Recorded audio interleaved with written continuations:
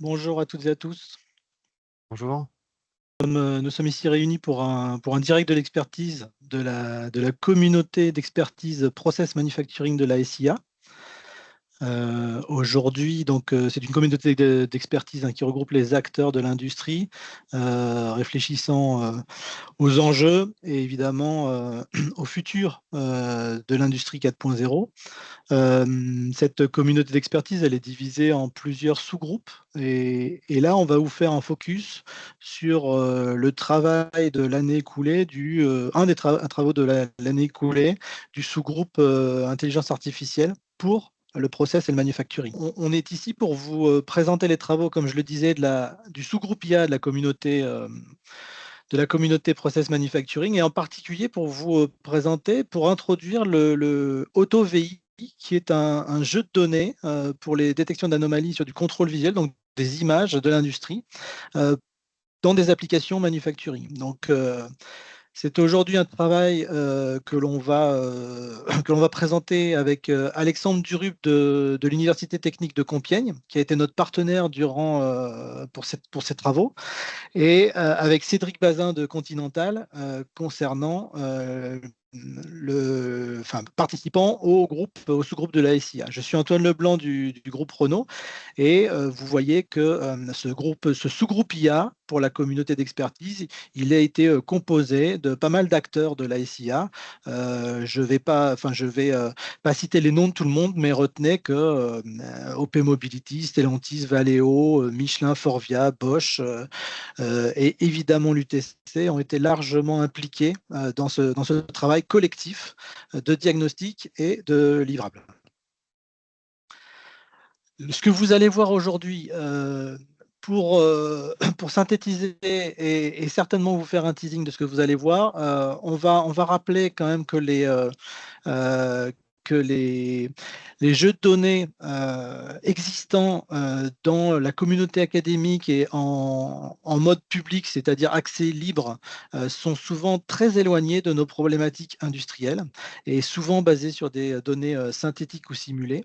Et donc, qu'il est important de pouvoir utiliser des jeux de données réels et représentant les vrais problèmes des industriels.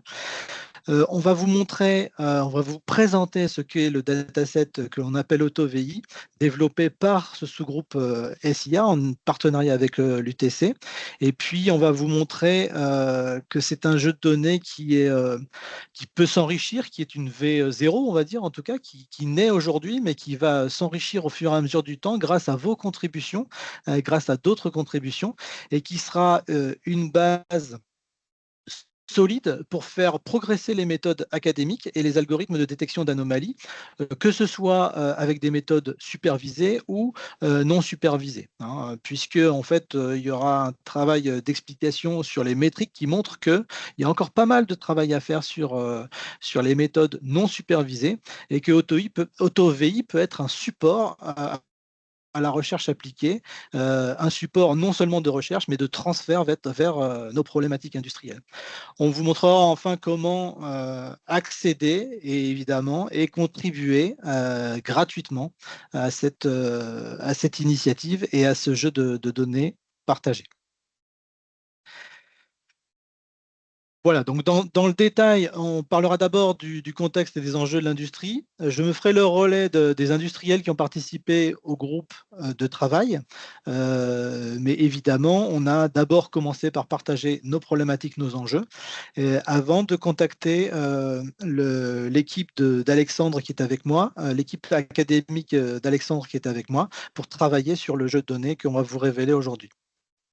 Donc ensuite, on vous montrera dans un premier temps pourquoi le constat que l'on a fait sur les jeux de données publics nous a amené à construire un jeu de données d'image plus réel de l'industrie. Et puis ensuite, comme je le disais, on terminera par la contribution et la partie évaluation des métriques sur les jeux de données de AutoVI. Alors pour commencer, et je me fais, comme je le disais, le relais des industriels, vous le savez, aujourd'hui, dans le contexte industriel, c'est valable chez Renault, mais c'est valable chez pas mal de gens. On a aujourd'hui sur nos lignes de production une augmentation de la diversité en production. On a une augmentation, et là je prends l'exemple type de la partie Renault. On a une augmentation par exemple par la transformation du véhicule thermique en véhicule électrique des contrôles à risque, en tout cas des impacts potentiels de contrôle non réalisés. On a une difficulté inhérente à nos processus de fabrication à créer des défauts et évidemment à les créer sans perturber l'environnement industriel. Et puis on voit aussi que avec les cadences qui sont souvent très rapides, on a souvent la création, on a toujours l'existence de postes opérateurs à faible valeur ajoutée avec une charge cognitive très importante. Euh, cette réalité de l'arrivée de l'IA, aujourd'hui on n'est pas au début de l'arrivée de l'IA, on a déjà pas mal d'adoptions. Ce qu'on peut voir, et là je me fais l'écho du groupe de travail, c'est que ces outils IA d'aide au contrôle en production nous permettent d'envisager une augmentation de 30% du taux de détection des défauts ou des défaillances en ligne, même dans des environnements multi-références avec des diversités hautes. Ça s'accompagne aussi d'une baisse, une aide à la décision, une aide aux opérations. Ça s'accompagne aussi d'une baisse de la charge cognitive et de la fatigue des opérateurs de l'ordre, après mesure par le sous-groupe là, de 40%. Et évidemment, un changement, une transformation des postes de travail vers des postes à forte valeur ajoutée, à plus forte valeur ajoutée, avec plus de valeur ajoutée des opérations humaines de type retouche en ligne, réajustement et aide à la décision éventuellement. Donc on passe d'une situation grâce à ces systèmes d'IA de contrôle réactif à des contrôles proactifs avec des actions de décision qui sont basées sur le diagnostic IA. Et ça, c'est largement partagé. Toutefois, ce qu'on voit dans notre contexte industriel, c'est que bien qu'il y ait des applications industrielles déjà existantes et largement existantes dans nos industries, on a mis des photos aléatoires du groupe de travail, mais évidemment, tous les acteurs du sous-groupe partagent ça. On a aujourd'hui encore un effet déceptif entre les modèles d'IA qui sont entraînés sur des images captées en laboratoire ou par des POC industriels et le moment où ces modèles viennent s'inférer sur des lignes de production. Donc cet effet déceptif, il est en partie lié au manque de déploiement global de ces systèmes d'IA ou au temps passé à ajuster ces problèmes d'IA. Et on s'est posé la question, donc c'est un diagnostic, et on s'est posé la question dans le sous-groupe de pourquoi finalement on avait toujours cet effet déceptif des modèles bien évalués sur les labos ou dans les, dans les, dans les ateliers, dans des ateliers de test, et ensuite avec un effet déceptif sur la ligne de production. Pourquoi et qu'est-ce qu'on pouvait proposer à partir de ce pourquoi, à partir de ce diagnostic, et qu'est-ce qu'on pouvait proposer comme livrable au sein de la communauté IA pour corriger cet état de fait. Alors, je ne vais pas faire trop de teasing, je vais passer la parole et le contrôle à Alexandre Durupt de l'Université technique de Compiègne, qui va vous expliquer le pourquoi et le livrable que l'on a ensemble engagé dans les travaux de l'année de 2024-2025. Bien, merci Antoine. Bonjour à tous. Donc, c'est un grand plaisir de pouvoir vous présenter ce travail d'AutoVI. Alors, juste avant de commencer, vous avez vu passer un message où vous pouvez poser vos questions dans le Q&R, sur votre application Teams. Alors, la présentation, je vais la démarrer tout de suite. Je vais d'abord vous présenter globalement les datasets, les jeux de données images qui existent et qui sont publics pour la détection d'anomalies. Il en existe plusieurs. Je ne vais pas forcément vous dresser une liste très très exhaustive. Ici, sur ce tableau, vous pouvez retrouver les principaux jeux de données qui sont proposés. Et sur une des colonnes où il y a écrit ici Shooting Conditions, vous pouvez vous apercevoir que certains ont été réalisés en laboratoire, donc c'est-à-dire dans des conditions d'image parfaitement maîtrisées. ou générés de façon artificielle pour le premier d'entre eux. Et donc, le message que je voudrais vous transmettre, c'est qu'en réalité, la plupart des jeux de données qui sont disponibles aujourd'hui publics sont assez peu représentatifs des conditions réelles qu'on pourrait trouver sur une ligne de production. Et cette distance qu'il existe entre les conditions laboratoires ou les jeux de données proposés à l'heure actuelle fait que en fait, la transposition et l'application des algorithmes d'intelligence artificielle pour le contrôle et la vision ne sont pas transposables rapidement et nécessitent beaucoup de mise en œuvre, en tout cas de réglage. Alors, je vais vous en présenter quand même quelques-uns parce qu'ils sont représentatifs des travaux de recherche qu'on peut trouver sur le sujet. Le premier d'entre eux, il s'appelle Dagem. C'est un jeu de données allemand. Il est assez ancien, 2007. Il a presque 20 ans. Il a été proposé par Bosch et il veut simuler. Alors, il est complètement artificiel et il simule en fait des défauts d'usinage. Et l'intégralité des textures que vous voyez ont été générées artificiellement. Donc, ils ne représentent pas forcément la granularité d'un usinage qu'on pourrait retrouver. Ça pose aujourd'hui un problème puisque on n'est pas sur des données authentiques. Alors, il y en a d'autres que je vais vous montrer aujourd'hui. Il y a, on va dire, un solide concurrent par rapport à AutoVI, c'est MVTech, qui est aussi allemand. Donc, MVTech, c'est une société qui propose des jeux de données publics.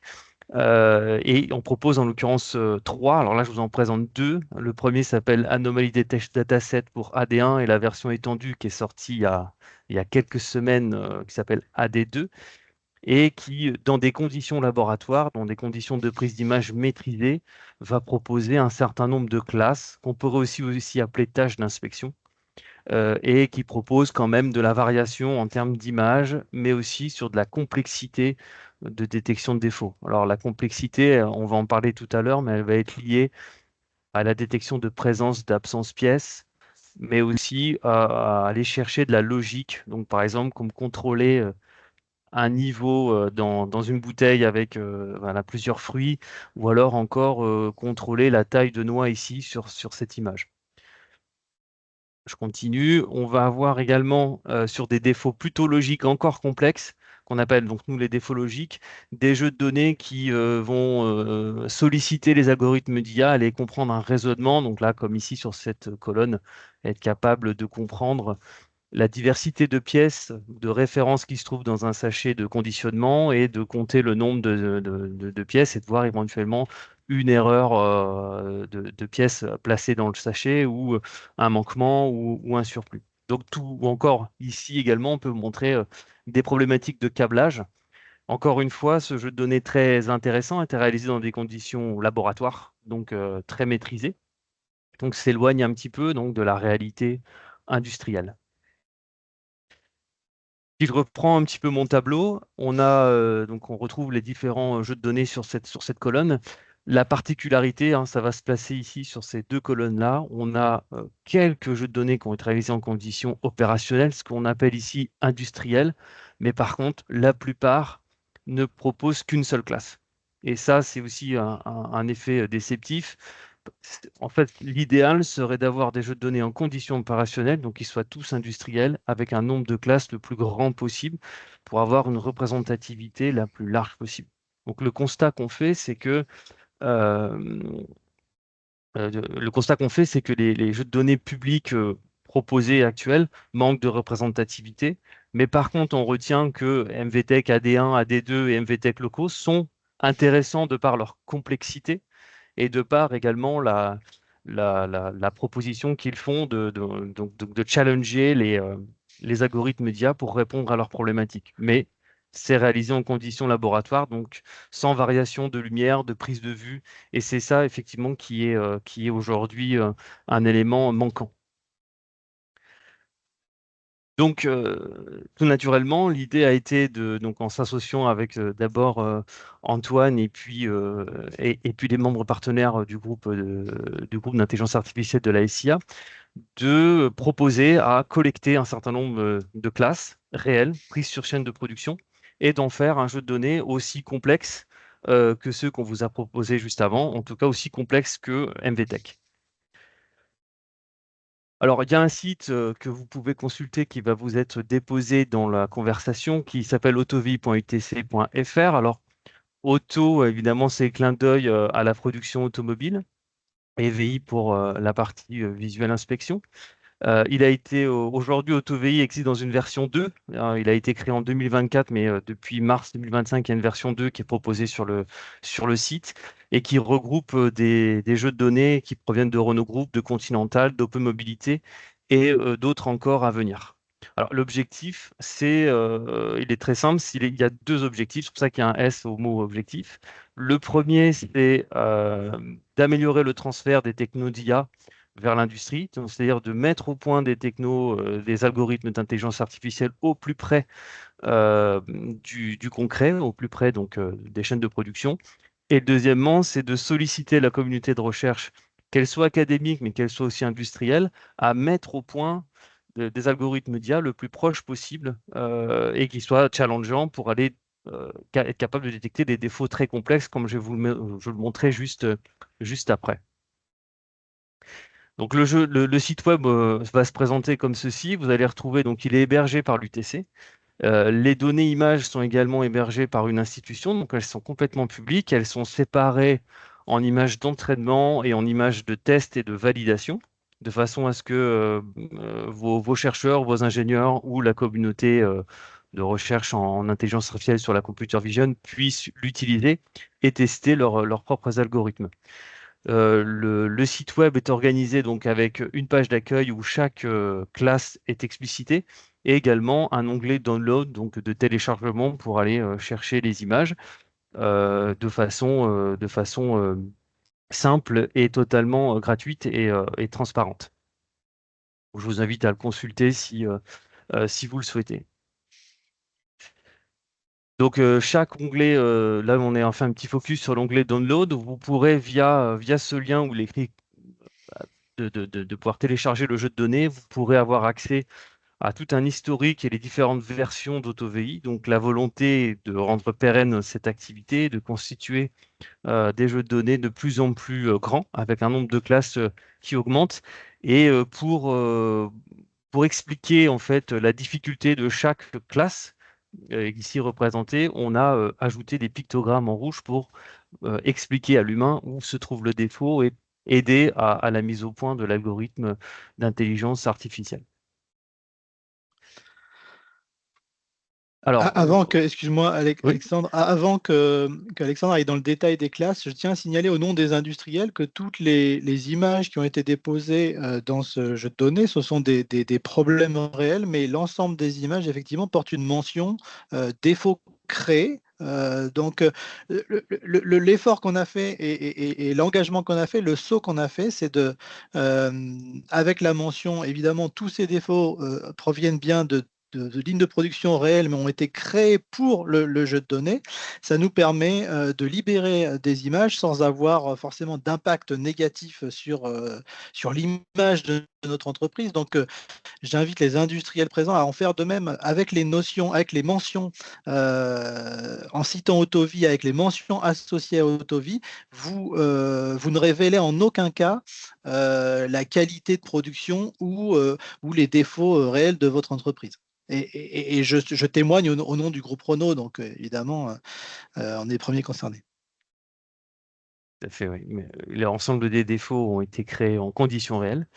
Donc, ils sont en apparence réalistes, mais ils ont été évidemment tous corrigés après la prise d'acquisition des images. AutoVI comporte aujourd'hui 11 classes, donc il y en a encore d'autres en préparation, donc ça grossira dans le futur. Je vais vous présenter rapidement chaque classe et un petit peu l'objectif de détection qui en découle. Retenez simplement que c'est à peu près 7000 images qui constituent donc ce jeu de données français et public disponible sur le site. Alors la première classe, elle est vraiment la classe la plus représentative de AutoVI. C'est une classe qui correspond à des défauts logiques de câblage. C'est assez singulier par rapport aux autres jeux de données d'avoir cette classe-là. C'est du câblage moteur, donc l'algorithme ici doit être capable de comprendre un sens de câblage entre les différentes couleurs de câbles, mais également, en plus de cela, la position d'un anneau bleu entre deux agrafes ici métalliques. En plus, donc dans l'acquisition d'image, on a un petit peu de variation de position de la scène avec l'apparition d'objets imprévus dans la scène. Et ça donne en fait cette particularité, cette complexité logique qu'il est difficile de résoudre. On le verra tout à l'heure, vous montrerez les résultats des principaux algorithmes d'IA en détection de défauts par intelligence artificielle sur cette classe. Ensuite, on va trouver d'autres classes qui sont plutôt liées à de la présence-absence de pièces. Comme ici, par exemple, vous avez une scène où on va filmer une tuyauterie de câblage on doit détecter la présence, l'absence d'un clip. On doit tenir donc ce clip, pardon. Par contre, la particularité, c'est que le fond est changeant. On a plusieurs formats de pièces. Et donc, l'algorithme DUA doit être capable de se concentrer sur une zone d'intérêt à la fois qui peut bouger, mais qui peut se retrouver avec un fond qui est changeant. Donc ça, c'est aussi une complexité qu'AutoVI apporte. On va retrouver de la même façon d'autres situations qui ressemblent. Ici, cette classe s'appelle Pipe Staple. Donc, on va essayer de repérer une agrafe qui va tenir un câble. Mais la particularité de cette classe, c'est que l'acquisition nous permet d'avoir que ce champ de vision un petit peu flouté. Donc, c'est la meilleure acquisition qu'on peut avoir dans cette scène. Donc là, en plus, l'algorithme d'IA a un fond changeant, une légère variation dans la position de la zone d'intérêt et des prises de conditions de photo très complexes. Également ici, c'est à peu près la même signification. On passe là sur du réservoir d'essence qui sont posés sur un châssis mobile avec de la détection de présence de vissage, donc de visserie. Et donc la particularité également, c'est qu'on a énormément de fonds changeants avec des conditions de prise de vue qui peuvent légèrement varier. Et donc ça donne cette complexité encore une fois. Également sur cette classe qui s'appelle Underbody Pipes, ici c'est la représentation d'un châssis mobile pour un assemblage automobile.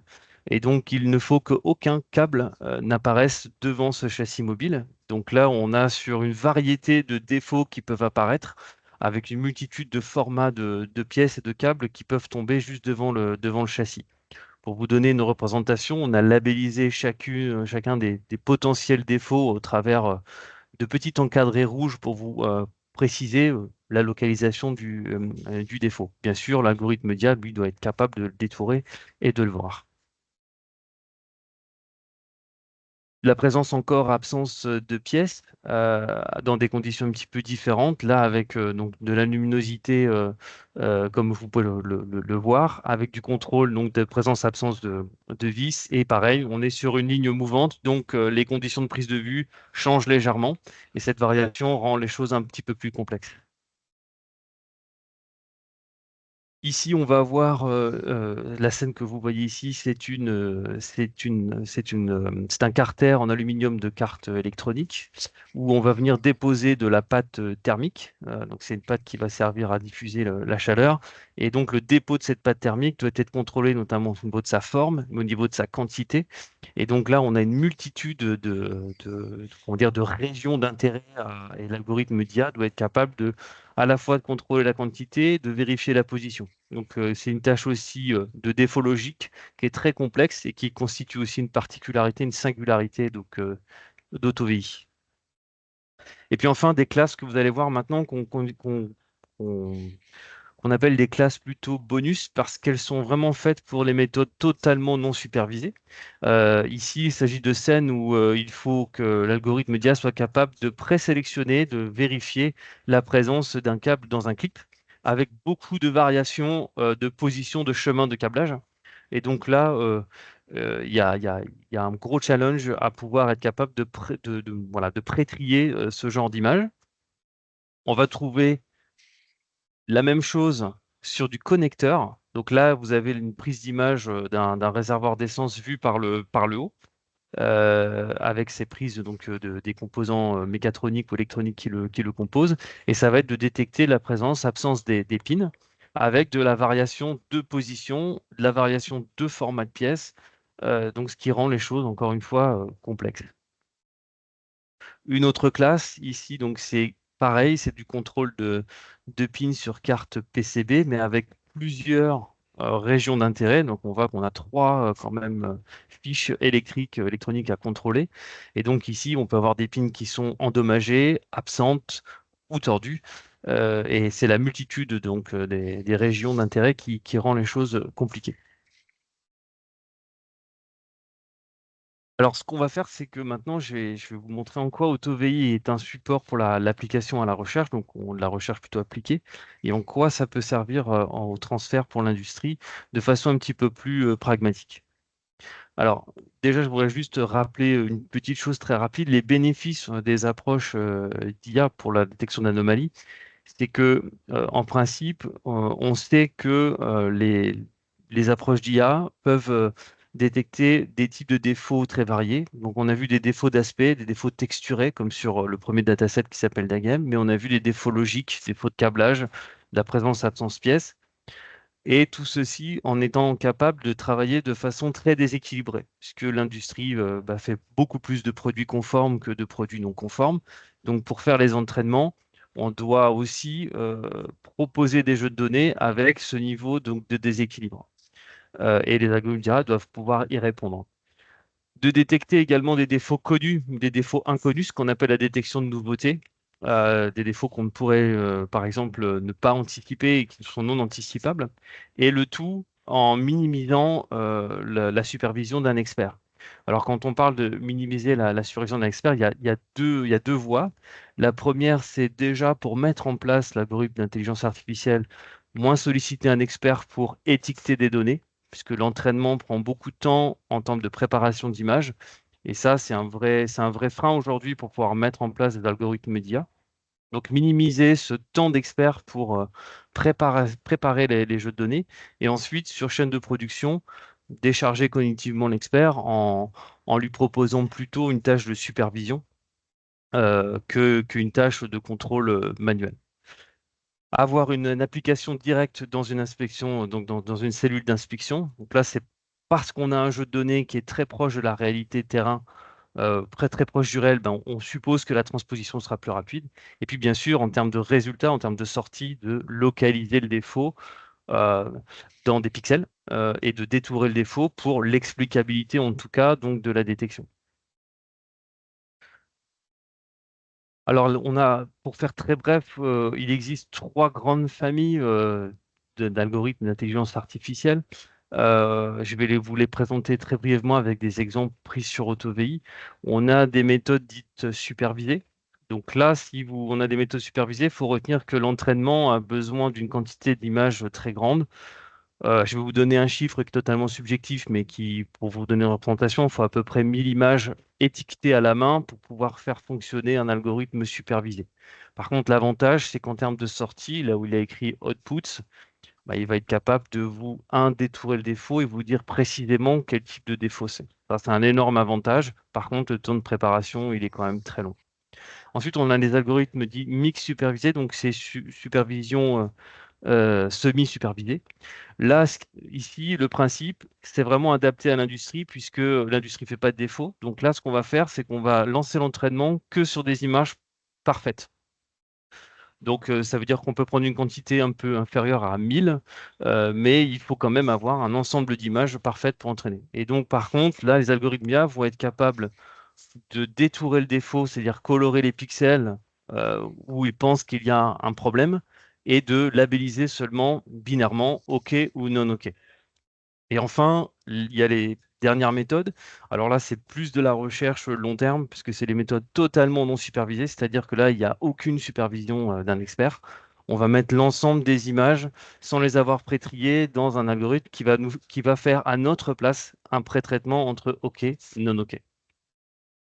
Alors, ce que je vais faire maintenant, c'est que je vais vous montrer à travers une étude qu'on avait menée en amont donc d'AutoVI, comment situer ces différentes approches d'un point de vue performance. Alors, j'ai un petit tableau, là, un petit graphique que je vous montre ici. Sur cet axe, on va avoir la capacité à détecter réellement des défauts, donc un bon défaut. Et sur cet axe ici, c'est plutôt le taux de fausse alarme. Plus on va avoir des algos qui vont s'approcher du zéro ici, plus on aura des algorithmes très performants sur chaîne de production. Sans surprise, on voit que les méthodes supervisées sont très performantes. Alors, déjà, cette étude a été faite sur DAGEM, le premier dataset que je vous ai montré tout à l'heure, et on a testé une vingtaine d'algorithmes. Et on voit que voilà, tout ce qui est supervisé en entraînement donne un niveau de performance très bon. Par contre, dès qu'on commence à avoir un niveau de supervision un petit peu plus faible, on a des performances qui sont un petit peu moins bonnes. Ce que serait par exemple le mix supervised, donc le semi-supervisé, on voit ici en orange qu'un des meilleurs algorithmes atteint presque 99% de bonne détection avec un taux de fausse alarme, si on lit ici, qui est aux alentours de 5% dans ces alentours. Donc qu'est-ce que ça veut dire? Ça veut dire que d'un point de vue recherche, que ce soit une recherche académique ou une recherche plus industrielle, plus applicative, il y a encore une marge de progression pour ramener l'ensemble de ces méthodes ici en orange vers plus proche du supervisé.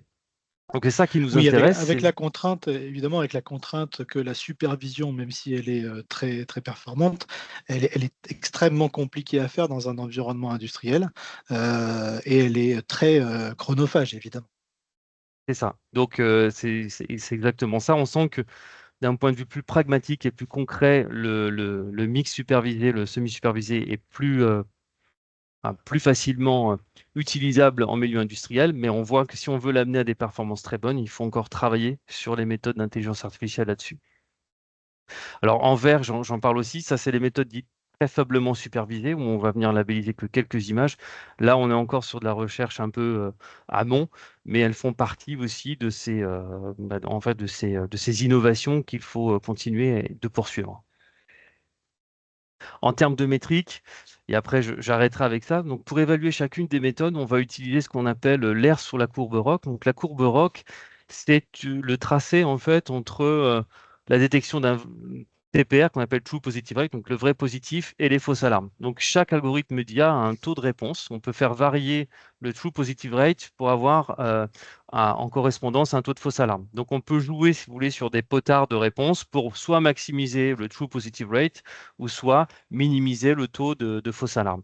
Et en fonction de ça, en jouant sur les différentes capacités de réponse de l'algorithme, on peut tracer une courbe qu'on appelle la courbe ROC, qui se retrouve ici, et on va mesurer l'air sous la courbe. Donc, ça donne un ratio en pourcentage sur 100. Et on peut calculer cette aire sous la courbe pour deux choses, soit la labellisation de l'image complète, donc en OK, non OK, défaut, pas défaut, ou alors la capacité de l'algorithme à venir colorer les pixels qui sont défectueux dans l'image. Et ça va nous permettre de voir un petit peu là, la performance de chacune des méthodes. Alors, ce qu'on va faire là, c'est que je vais vous montrer maintenant sur ce tableau qui est bardé de chiffres, j'en suis désolé, mais il y a ici les différentes méthodes classiques de la littérature qu'on trouve, donc CFlow, DRAME, DSR, Efficient AD, PADIM, PageCore, qui sont des méthodes d'intelligence artificielle sur la computer vision et sur la détection de défauts, qui sont très utilisées. Et je vous montre là les performances de ces algos sur les 7 premières classes 6-7 premières classes donc de AutoVI. Et ce qu'on peut remarquer tout de suite, c'est qu'on voit qu'en moyenne, un des algorithmes les plus performants obtient en moyenne ici 88,4% en courbe ROC. Donc ça veut dire qu'on n'est pas à 100%, il y a une marge de progression d'une dizaine de points. Par contre, quand on compare les autres datasets publics, comme MVTech AD1 ici, MVTech AD2 était trop récent, je n'ai pas pu faire les calculs, mais on voit que cette méthode PageCore est à 100%, à 99%, pardon. Donc ça veut dire que MVTech AD est encore un petit peu éloigné de la manque de représentativité, donc, mais AutoVI est plus proche du terrain industriel, entre guillemets, ce qui fait que ça peut être challengeant et intéressant de venir améliorer ces méthodes pour augmenter la réponse et le taux de performance. Donc c'est en ce sens où AutoVI, par rapport aux autres jeux de données, est vraiment intéressant. Et c'est pour ça qu'on l'a créé et on vous sollicite aujourd'hui pour continuer à le constituer et ou l'utiliser. En termes de transfert vers l'industrie, il y a un des premiers apports qu'on peut voir, et peut-être qu'Antoine et Cédric pourront aussi témoigner, c'est que grâce à l'analogie en travers des classes, je vous ai présenté les classes tout à l'heure, on a des particularités sur chaque classe, entre défauts logiques, des scènes complexes, des petits défauts ou de la variabilité dans l'image. On peut voir, grâce à AutoVI, quelle finalement méthode d'intelligence artificielle est plus adaptée en fonction du contexte. Donc, on voit par exemple que si vous avez beaucoup de défauts logiques, des défauts de câblage, on a cette typologie d'algorithme qui s'appelle Efficient AD, qui est un algorithme d'intelligence artificielle basé sur la relation student-teacher, par exemple, est plus performant sur les défauts logiques. Ou alors, par exemple, si vous avez beaucoup de variabilité dans vos scènes, avec un petit peu de flou, des images qui bougent, on va avoir cette méthode qui s'appelle patchcore, un petit peu plus performante. Donc c'est ça aussi également, par analogie, pouvoir vous proposer une sorte de guide pour savoir quelle architecture méthodologique est la plus adaptée en fonction du scénario de la classe. En fait, là, j'ai quasiment terminé la présentation pour vous présenter les résultats d'AutoVI et des différentes méthodes. Ce qu'on peut déjà remarquer, c'est que les méthodes ont une bonne performance sur AutoVI, donc la transposition n'est pas loin, mais il existe encore un gap, hein. On a vu une dizaine de points pour une des meilleures méthodes ici. Il existe encore un gap entre la recherche et l'application. Ce qui fait que si on venait à proposer de modifier certaines de ces méthodes ou d'en proposer d'autres pour augmenter la robustesse et augmenter la performance, on pourrait se retrouver dans des situations où la transposition est plus directe. Donc c'est ça l'idée, solliciter la communauté de recherche à poursuivre leurs travaux sur mettre au point des algos d'IA plus performants sur AutoVI. Et comme on est proche de la réalité industrielle, on a la transposition qui est de facto plus rapide. Donc là, on répond aux deux questions, hein, que j'ai posées au début, c'est-à-dire pourquoi aujourd'hui on a des effets déceptifs par rapport à nos problématiques industrielles. La réponse est donc deux facteurs, c'est les jeux de données publics utilisés par les fournisseurs de solutions algorithmiques ne sont plus challengés, puisqu'ils sont résolus, donc il n'y a plus de progrès finalement. Et la solution, c'est finalement les industriels jouent le jeu de libérer leurs données pour que effectivement on continue de challenger ces méthodes et on en tire le bénéfice. Donc, il y a eu dans le cadre du travail du sous-groupe IA de la SIA, il y a eu d'abord ce diagnostic et ensuite cette proposition de libérer des données images pour contribuer à cette amélioration de l'état de l'art académique. Avec une idée, évidemment, comme vous l'avez compris, avec la démonstration d'Alexandre, de transfert vers l'industrie très rapide. Donc, pour contribuer à AutoVI, tu peux peut-être. Donc en fait, on fait appel à vous, industriels, pour continuer d'alimenter ce jeu, hein, qui va être, qui pourrait être une référence dans les années à venir, puisque aujourd'hui c'est le seul jeu de données qui peut encore challenger les méthodes actuelles et qui pourrait être une référence aussi bien sur les méthodes euh, supervisées que non supervisées. Pour contribuer à ce jeu de données, si vous avez des idées, des jeux de données, évidemment, la communauté SIA est très active sur le sujet, donc on va continuer dans le groupe de solliciter l'ensemble de nos partenaires, mais vous pouvez dès à présent contacter Alexandre côté UTC qui s'occupe, et là je te laisse peut-être donner le rôle de l'UTC. Oui, tout à fait. Donc, merci beaucoup. On va faire on propose un protocole qui est écrit ici. On peut signer, donc on a l'habitude de signer des NDA pour faire une pré-étude sur les images que vous voudriez éventuellement proposer à la contribution à AutoVI. Et on fait une étude complète avec quelques algorithmes d'IA de la littérature sur les images que vous avez, qu'elles soient correctement classées ou étiquetées ou non. Et puis ensuite, ensemble, on voit si, en fonction des résultats, si vous souhaitez ou pas une contribution. Moi, généralement, ce qui se passe, c'est que si les résultats avec les différentes méthodes testées montrent un pourcentage de performance qui est un petit peu en deçà de ce que vous attendiez, généralement, c'est plutôt challengeant pour OTVI. Ce serait une bonne idée donc de le proposer. Et on propose également, donc on a la volonté de pérenniser AutoVI, de faire du benchmark en continu, donc c'est-à-dire de tester beaucoup d'algos d'intelligence artificielle qui arriveraient dans la littérature et de voir leur transposition sur AutoVI et de mettre à jour un tableau de performance, comme on l'a montré tout à l'heure avec les différentes métriques et encore bien d'autres. Donc on cherche à aller plus loin là-dessus. Vous retrouverez le site web sur lequel on va mettre un espace de contact si vous pourrez trouver ou nous questionner. En attendant, vous pouvez me contacter directement. Je me ferai un plaisir de vous répondre. Voilà, pour terminer, on va passer aux questions-réponses. Donc, Cédric, alors j'ai pas regardé, est-ce que tu as pu lister les questions qui ont été postées dans le Q&A? Oui, bonsoir à tous et à toutes. Donc, j'ai déjà quelques questions à vous soumettre. Et donc, la première, c'est auriez-vous connaissance de travaux sur la construction de datasets publics pour la détection d'anomalies sur les séries temporelles? Alors, je vais laisser sur l'état de l'art, peut-être je vais laisser Alexandre répondre, mais par contre, l'objectif, alors vous avez bien compris qu'aujourd'hui, on a une orientation très inspection visuelle, donc avec des images réelles en 2 dimensions. Mais l'ambition globale de AutoVI, c'est effectivement d'aller chercher d'autres sources de données, d'autres types de données.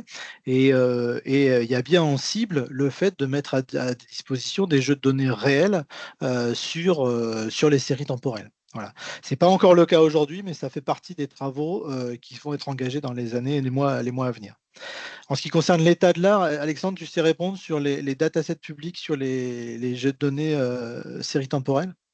Alors, je pourrais pas répondre de façon très formelle parce que je suis quand même plus spécialisé sur la partie vision et image. Je ne crois pas qu'à ma connaissance qu'il y ait des défauts, pardon, des jeux de données publics sur les séries temporelles. Bon, en tout cas, c'est sûr que ça pourrait être très intéressant, mais malheureusement, je ne peux pas encore répondre à cette question.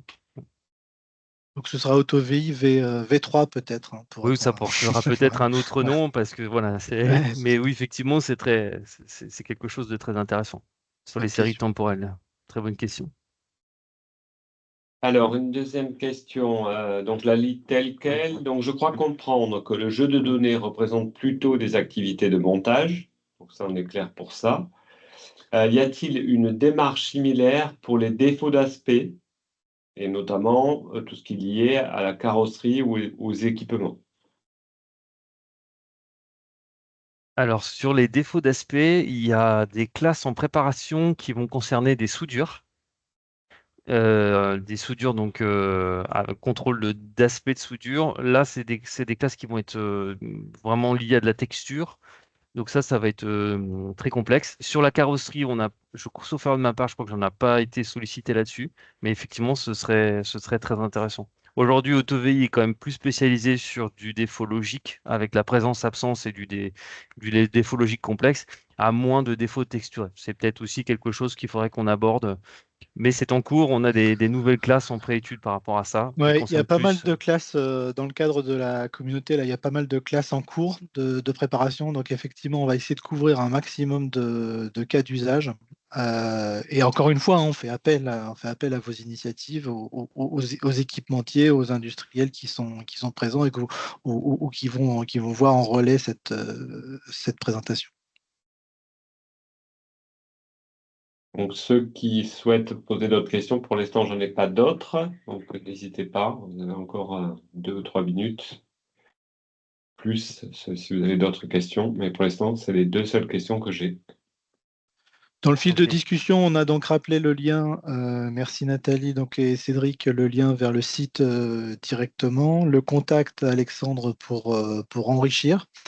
Et ce qu'on peut dire aussi, c'est que le téléchargement des données permet aussi aux écoles, hein, aux partenaires académiques, je pense aux écoles d'ingénieurs, je pense aux laboratoires, de résoudre les challenges et éventuellement de publier leurs résultats. L'idée avec ces jeux de données, c'est de proposer des méthodes, et ces méthodes, elles peuvent être évaluées dans le cadre de nos groupes de travail. Et donc après, derrière, je pense qu'on va amorcer une pompe en termes de challenges, de résultats, pour qu'on ait aussi dans un onglet oui, challenge ou résultat, qu'on ait un palmarès peut-être, et puis la mise en avant de méthodes proposées par tel ou tel acteur, qu'il soit universitaire, académique ou start-up commercial, par exemple.